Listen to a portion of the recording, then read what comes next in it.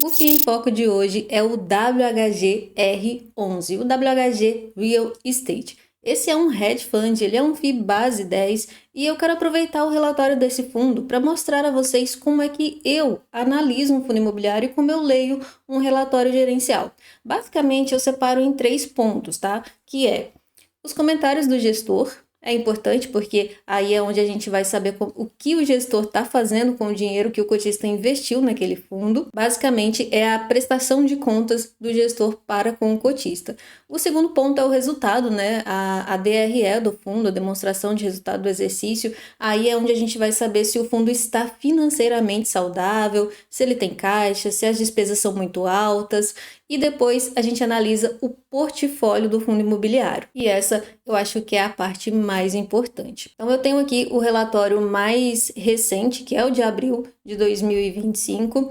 E eu já começo aqui com os insights, né, que são aqueles destaques. Basicamente é um resumo que o fundo traz pra gente. O primeiro ponto geralmente é o objetivo, e aqui como ele é um hedge fund, ele fala aqui sobre todos os ativos que ele pode investir. Ação, debênture, cotas de outros fundos imobiliários, cotas de SPE, certificados de recebível imobiliário, imóveis.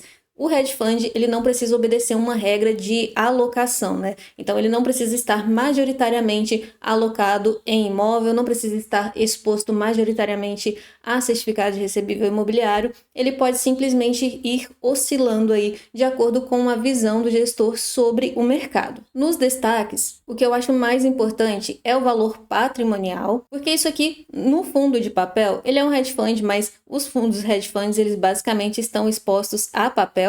E aí a gente sabe que o valor patrimonial é o valor justo, embora esse valor mude dia a dia, porque os ativos aqui dentro eles são marcados a mercado todos os dias, tá? E aí a gente pode fazer até a conta aqui, né, pra gente saber qual é o VP, o desconto do fundo. Então a gente divide o valor de mercado pelo valor patrimonial. E a gente tem um PVP de 0,90, o que quer dizer que o fundo está 10% descontado. Outro ponto importante nos destaques é o número de cotistas. No caso desse fundo, é 13.636. Por que é importante? Porque está diretamente ligado à liquidez do fundo. Quando eu vou comprar um fundo imobiliário, eu gosto de fundos bem líquidos, com a liquidez média diária alta, porque facilita eu comprar ou vender cotas, né, ali no momento que eu quero, que eu preciso comprar. Valor patrimonial, né, também é legal a gente olhar, porque geralmente, olha, tem uma regrinha, o PL do fundo ser maior,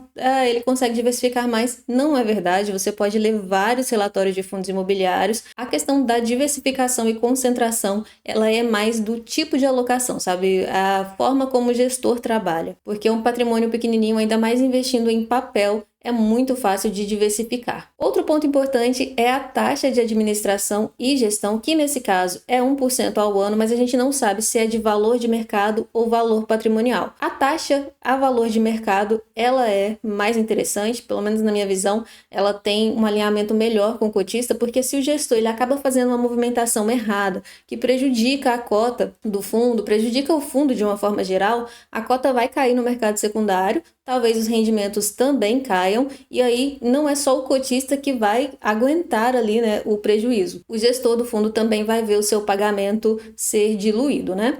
E taxa de performance.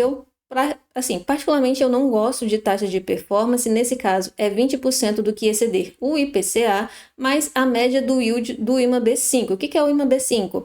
É o índice dos títulos públicos atrelados ao IPCA. Então a gente entra lá no site do Tesouro, vê aquele tanto de título público, e aí aqueles que têm vencimento até 5 anos fazem parte do IMAB5. E o yield do IMAB5 são aquelas taxas, né? IPCA mais 8, IPCA mais 7, eles fazem uma média, e se a cotação, o valor que o fundo andou, mais o rendimento que o fundo distribuiu, se for maior do que o IPCA mais o yield do IMAB5, aí eles ficam com 20% do que passou. Tem umas taxas de performance que são CDI, só o CDI. 100% do CDI, ou não sei, CDI mais 1, quando a carteira do fundo é CDI mais 3, sabe? Então, algumas taxas de performance não fazem o mínimo sentido. Essa aqui tudo bem, pelo menos tem um benchmark decente, né? No mais, a gente pode olhar aqui o IPO do fundo, quando foi, né? Nesse caso foi em dezembro de 2021, o fundo já tem o quê? 22, 23, 24, então vai fazer 4 anos. Tem um histórico legal aí já para a gente poder analisar. Bom, dito isto,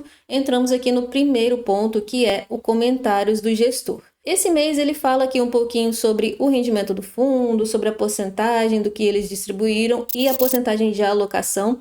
Por exemplo, agora, esse mês terminou com 76% alocado em CRIs. Isso vai mudando mês a mês, tá? Porque é uma gestão passiva, é uma gestão ativa, aliás. Então, o gestor, mês após mês, vai comprando e vendendo, comprando e vendendo. Logo, essa exposição vai sendo diferente mês a mês.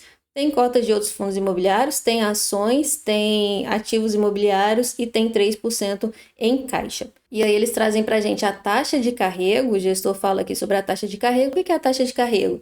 É aquilo que, se o gestor nunca mexesse nessa carteira, mantivesse ela como ela está, quando acabassem todos os CRIs, né, quando fosse o vencimento desses CRIs, você receberia uma taxa de IPCA mais 8,74%. E eles também investem em ativos indexados a CDI, com uma taxa de carrego de CDI mais 4,20%, um pouquinho alta, né? Mas a gente vai falar um pouco mais sobre isso lá no portfólio do fundo. E aqui fala um pouco sobre os rendimentos, e aí fala também sobre as movimentações que eles fizeram. Foi aqui nesse CRI Pinheiro de Sá, eles integralizaram um pouco mais desse fundo. Pelo que eu entendi, eles estão fazendo isso um pouquinho a cada mês, e me parece que é de uma construtora, e aí eles estão pouco a pouco integralizando esse CRI aqui no portfólio do fundo. Depois eles falam sobre as movimentações na carteira de fundos imobiliários. Eles venderam eles negociaram cerca de 6 milhões e meio, sendo que 2 milhões e meio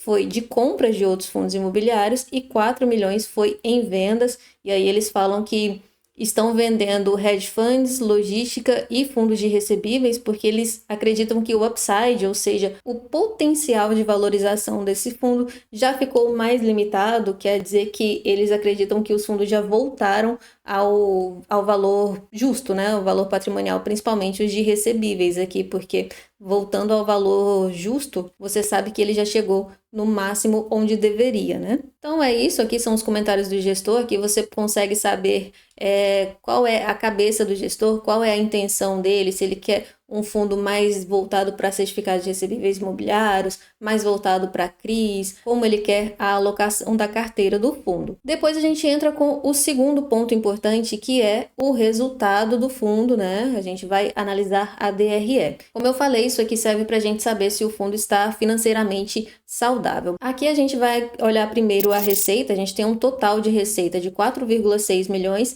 sendo que desses 4, 3,8 é proveniente de CRIs. E a gente tem a divisão aqui, né? São juros, que é aquele componente que já vem, né, pré-fixado. Então, por exemplo, IPCA mais 8% é juro, vai dividir ao ano e a pessoa vai pagando aí por mês.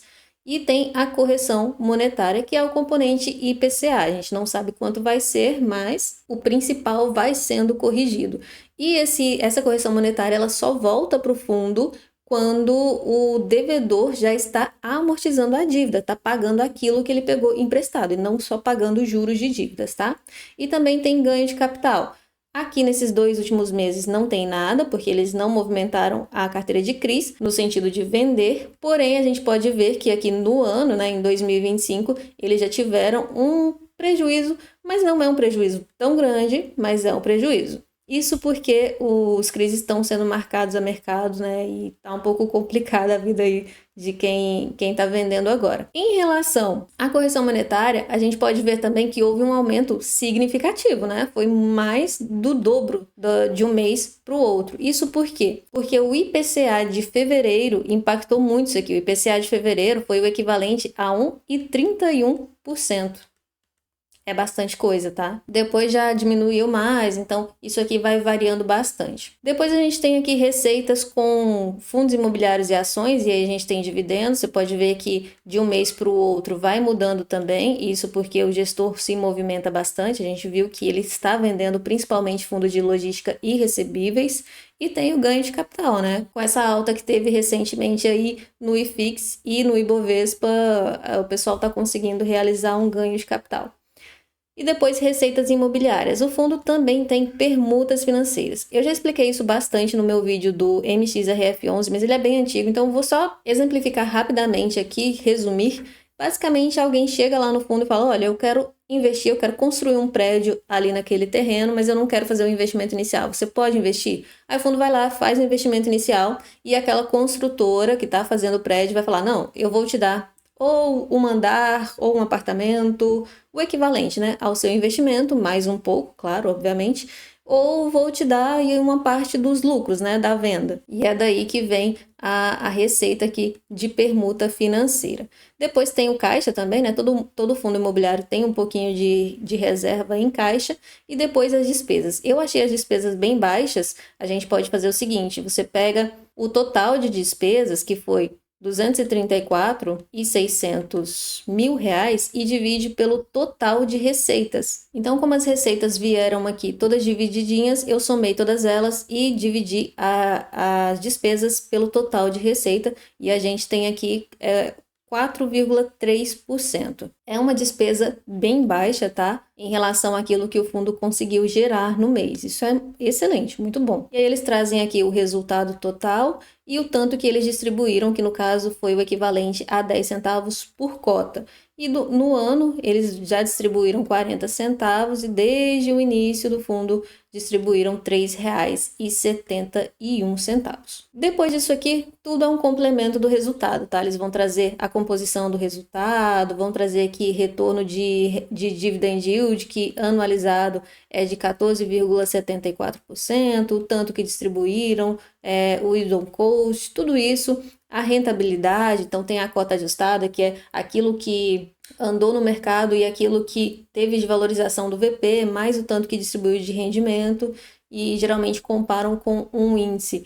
Mas isso não é o mais importante, porque como eu falei, tudo isso aqui é um complemento do resultado do fundo. Isso aqui sim é importante, 235 mil de negociação diária, isso contando aí os 21 dias úteis do mês. Lembra que eu falei que um dos pontos mais importantes em um fundo imobiliário para você poder investir é a liquidez média diária, e que está diretamente ligada ao número de cotistas. E a gente pode ver que o fundo ganhou muito cotista aqui, especialmente desde março de 2023. Aqui tem uma tabelinha de sensibilidade, basicamente é o seu yield on cost, tá? É a sua taxa de carrego de acordo com o preço que você pagou no mercado secundário. Então, se você pagou ali, por exemplo, R$ 8,00, você vai ter uma percepção ou uma rentabilidade de IPCA mais 14,05%. Quem paga mais caro, por exemplo, R$ 9,40, vai ter uma rentabilidade de 10,55%. Porém, como eu falei para vocês, fundo de gestão ativa, isso aqui muda constantemente, tá? Porque o gestor vai mudar a carteira e, consequentemente, vai mudar a taxa de carrego. E agora o terceiro ponto mais importante, que é a análise da carteira do fundo, o portfólio. O primeiro ponto aqui é contar a quantidade de CRIs, de certificados de recebíveis imobiliários. Então, vamos lá. 1, 2, 3, 4, 5, 6, 7, 8, 9, 10, 10. 1, 2, 3, 4, 5, 6, 7, 8, 9, 10, 20. 1, 2, 3, 4, 5, 6, 7, 8. O fundo tem 29 certificados de recebíveis imobiliários. Beleza. O segundo ponto é analisar a concentração. Então, a gente vai saber o quanto cada inquilino representa aí do patrimônio líquido do fundo. Esse fundo ele traz para a gente aqui em ordem, né, decrescente, do maior para o menor, só que você não pode olhar assim, porque você tem que olhar aqui, é 7%, mas você tem que ver se esse devedor aqui, ele se repete. Então, Centro Logístico Rio Claro, eu vou olhar toda a carteira de CRI e vou ver se ele se repete, para depois eu poder somar as concentrações. No caso que ele não se repete, eu já olhei tudo e tem dois que se repetem, que é o MRV e esse aqui também se repete, esses três aqui da NR Pinheiro. Mas se a gente somar a exposição a esses fundos, a gente tem aqui, por exemplo, da MRV, 2 mais 1,2, então 3,2%. A gente viu aqui que o que tem uma maior exposição é 7, então ele não ultrapassa. O outro tampouco, né? A gente vê aqui que é 0,8, 1,1%. Então, sim, a maior concentração realmente está aqui. 7% do PL está concentrado aqui no Centro Logístico Rio Claro. Depois, a segunda maior exposição, 6,6%. E a terceira maior exposição, 6,5%. No Predizes Authentic, não sei, não conheço, e na Brookfield. Brookfield é uma boa empresa, está presente em praticamente todas as carteiras de fundos imobiliários. Essas três maiores exposições representam quanto do PL do fundo? 7 mais 6, 13, 13,6, 19, 19,6, 20, 20,1%, se a minha conta não estiver errada. Então, 20,1% do patrimônio do fundo está exposto a apenas 3 devedores. Próximo passo, a gente vai olhar as taxas de aquisição. Eu prefiro olhar a taxa de marcação a mercado. Por quê? Porque se o gestor resolve que ele quer liquidar a carteira, que ele quer vender um ou mais certificados de recebível imobiliário, esse aqui é a taxa que ele vai conseguir. E não se iluda, tá? Porque a taxa de marcação a mercado está maior que a taxa de aquisição. Isso quer dizer que houve uma desvalorização. Se os novos títulos estão sendo emitidos a uma taxa maior, logo eles se tornam mais atrativos. E esses aqui se tornam menos atrativos, o que faz com que eles tenham que ser negociados abaixo do preço de aquisição para que a percepção dessa taxa seja maior. Mas é basicamente isso, tá? Quer dizer que se o gestor fosse vender esse CRI agora, ele teria um prejuízo. E a gente tem que olhar as taxas, né? Por exemplo, IPCA mais 11% é bastante. Agora, CDI mais 4,3%, eu acho muito. Então, essas taxas aqui, olha, IPCA mais 10, mais uma de 10 aqui, 10 também, 13, olha essas aqui de baixo, 13, 14... eu acho bastante altas, mas a gente tem que lembrar que o hedge fund, ele por natureza, já é um pouquinho mais arriscado mesmo. E aí a gestão vai balanceando aqui assim, ó, por exemplo, pega um IPCA mais 7,29, pega um IPCA mais 8 para contrabalancear, né? E o CDI, as taxas de CDI, eu achei todas bastante altas, inclusive até as taxas mesmo de aquisição. Olha aqui, CDI mais 5,25, é bastante, na minha opinião, tá? Agora a gente olha também a duration. A duration é diferente do prazo de vencimento. Por quê? Porque como esses devedores eles vão pagando tanto a correção monetária, né, eles vão devolvendo, amortizando o principal, quanto os juros. Logo, a percepção de quem está recebendo é que a duração desse pagamento é de 6 anos. Quer dizer que vai demorar 6 anos para reaver tudo que ela investiu nesse fundo. E aí o fundo traz o consolidado para a gente, né? A duration do fundo é de 3,6 anos. É uma boa duration. Então, eu prefiro durations um pouco menores, mas a gente tem que levar em consideração também, é até um pouco contraditório, mas se você pega uma duration, por exemplo, de 1,4 anos aqui, um título que vence agora em 2026, eu não sei quando ele foi adquirido, mas se é uma dívida muito curtinha e dependendo do valor nominal dessa dívida, o devedor também pode ficar muito com a corda no pescoço, sabe? Pode ficar apertado e começar a ficar difícil e acabar entrando em inadimplência. Mas de forma geral eu gosto da duration aqui do fundo. Agora o LTV, eu gosto bastante quando os fundos trazem esse dado pra gente, não são todos que trazem. O que é o LTV? Basicamente é a razão entre o valor que você pegou emprestado e o valor da garantia que você deu para esse empréstimo. Então, eu vou até fazer uma continha aqui, ó, para você entender melhor. Então, imagina aqui, você pegou 360 mil reais e você deu em garantia para esse empréstimo um imóvel que está avaliado em 1 milhão de reais. Se a gente dividir, a gente tem um LTV de 36%. É um LTV baixo. O que isso significa? Que na visão do credor, aquele que está emprestando dinheiro, é muito vantajoso para ele, porque se o devedor entrar em default, né, se ele parar de pagar, o fundo, no caso, tem um imóvel ali em garantia que vale muito mais do que ele emprestou. Na visão do cara que pegou o dinheiro emprestado, ele vai pensar, eu preciso pagar essa dívida porque eu não posso perder esse imóvel. E basicamente é perder, né? Imagina você ganhar 360 mil no imóvel que vale 1 milhão. Mas aí também tem um lado.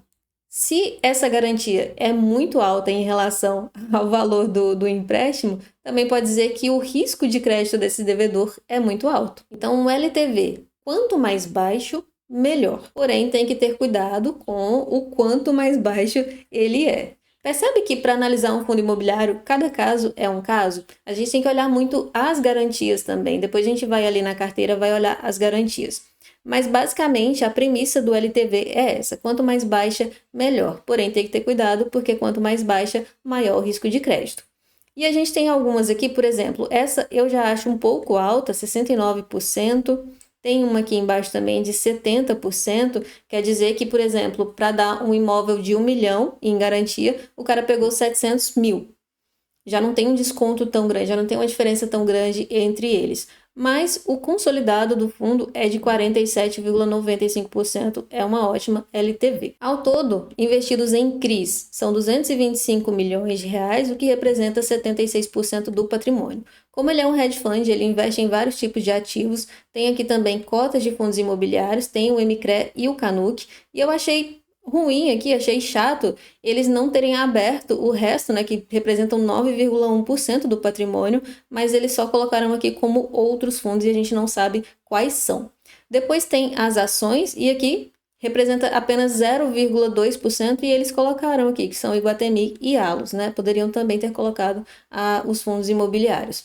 E aí tem, eu já expliquei, né, sobre a permuta, tem aqui, representa 6,8% do patrimônio do fundo, e eles têm também, tem caixa aqui, e tem também a alavancagem, né? Eles fazem uma compromissada. O que é a compromissada? Eles pegam um CRI que eles têm lá em portfólio e entregam esse CRI para um banco, alguma instituição, e eles ficam recebendo o juro desse CRI que eles entregaram, e ao mesmo tempo eles pegam o dinheiro que o banco passou para eles e compram outro CRI. Então eles ficam recebendo em duas pontas, quer dizer que eles estão alavancados porque estão recebendo juros de um CRI que eles não têm em portfólio. E depois de um tempo, claro, eles recompram isso, por isso é um compromissado, eles recompram esse CRI e pagam uma taxinha, claro, para a instituição poder ganhar também uma parte. O que vem a seguir é todo um complemento desse portfólio, aqui eles trazem para a gente tudo em forma de gráfico, né, para a gente ver, então é 24,2% em CDI, 72,9%